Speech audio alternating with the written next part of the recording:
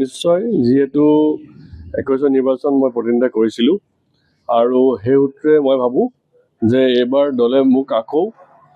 মোৰ আবেদন স্বীকাৰ কৰিব।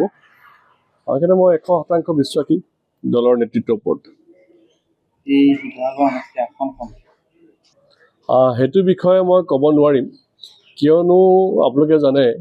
যে এইটো বিষয়ে আমাৰ দলীয় নেতৃত্বসকলে আলোচনা বিলোচনা কৰি আছে আৰু দলীয় নেতৃত্বই যি সিদ্ধান্ত ল'ব সেইটোৰ ওপৰত আমি বিশ্বাস কৰি আগবাঢ়িম। প্ৰথম কথাটো হ'ল শিৱসাগৰ জনগণে এইবাৰ কংগ্ৰেছক বিচাৰিছে আৰু শিৱসাগৰ যিহেতু কংগ্ৰেছৰ গড়,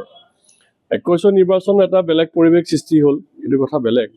মই ভাবোঁ যে এইবাৰ শিৱসাগৰ কংগ্ৰেছ কৰ্মীৰ যি তেওঁলোকৰ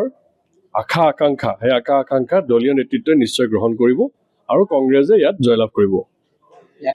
আপোনালোকে জানে যে শিৱসাগৰ সমষ্টিটো বিগত দিনত কংগ্ৰেছৰ হাতত আছিল, প্ৰায়তো প্ৰণৱ গগৈদেৱৰ হাতত আছিল আৰু শিৱসাগৰ সমষ্টিত যথেষ্টখিনি কাম ৰৈ গৈছে যদিও আমি ভাবোঁ যে অহা দিনবোৰত এই যিবিলাক কাম ৰৈ গ'ল, আমি এতিয়া দেখিছে আপোনালোকে আমাৰ যোৰহাট কিমান উন্নত, আজি ডিব্ৰুগড় কিমান উন্নত, আজি গোলাঘাট কিমান উন্নত,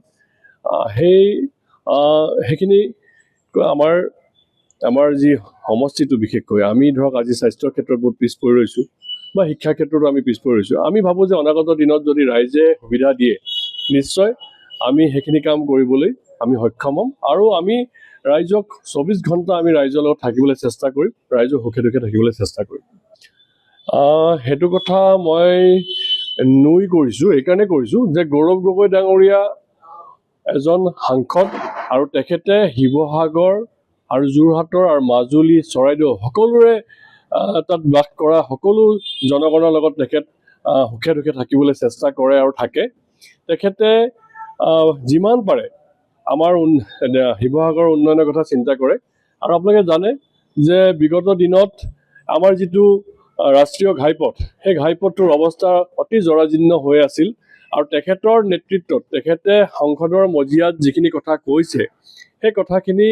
তেখেতে কৈছে যে এই ঘাইপথটো সোনকালেই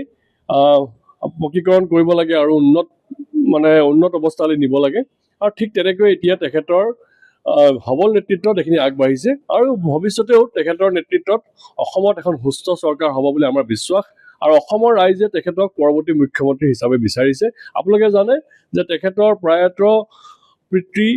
তেখেত আমাৰ অসমৰ মুখ্যমন্ত্ৰী আছিল তৰুণ গগৈদেৱ আৰু তেখেতৰ যি নিকা ভাৱমূৰ্তি, সেই নিকা ভাৱমূৰ্তি লৈ এই গৌৰৱ গগৈ ডাঙৰীয়াৰো অসমৰ ৰাইজৰ সুখে দুখে থিয় হৈ অসমখন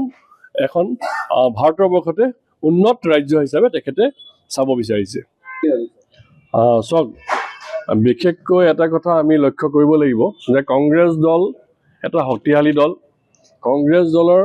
প্ৰতিটো বুথত প্ৰতিটো ভোটিং চেণ্টাৰত আমাৰ এজন বুথ লেভেল এজেণ্ট আছে আৰু প্ৰতিটো বুথতে আমাৰ বুথ কমিটি আছে। আমি বেলেগ দলৰ কথা নাজানো, আপোনালোকে জিলা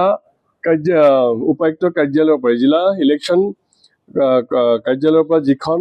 কাগজ ওলাইছে তাত আমাৰ কংগ্ৰেছ দলৰ BLA প্ৰকাশ কৰা হৈছে যে ইমান কেইজন আছে, কিন্তু বেলেগ দলৰ ধৰক বেলেগ ৰাজনৈতিক দলৰো আছে, কিন্তু বাকী কিছুমান দলৰ আছে নে আমি নাজানো, কিন্তু আমাৰ আছে। আৰু সেই মৰ্মে ধৰক আমি বিগত দিনত আমাৰ যি কাম কাজ, আমি দলীয় শক্তি বৃদ্ধি কৰিবৰ কাৰণে যিখিনি কাম কাজ আমি কৰিবলগীয়া আছিল সেইখিনি আমি কৰিছোঁ আৰু সেইকাৰণে আমাৰ এটা বিশ্বাস যে আমাৰ দলীয় কৰ্মীসকলে এইবাৰ কংগ্ৰেছক বিচাৰিছে আৰু দলীয় কৰ্মীয়ে ভাবে যে শিৱসাগৰত কংগ্ৰেছৰে জয় জয়কাৰ হ'ব। যিকোনো খবৰৰ বাবে যোগাযোগ কৰক আমাৰ এই নম্বৰত 9181 307 2221।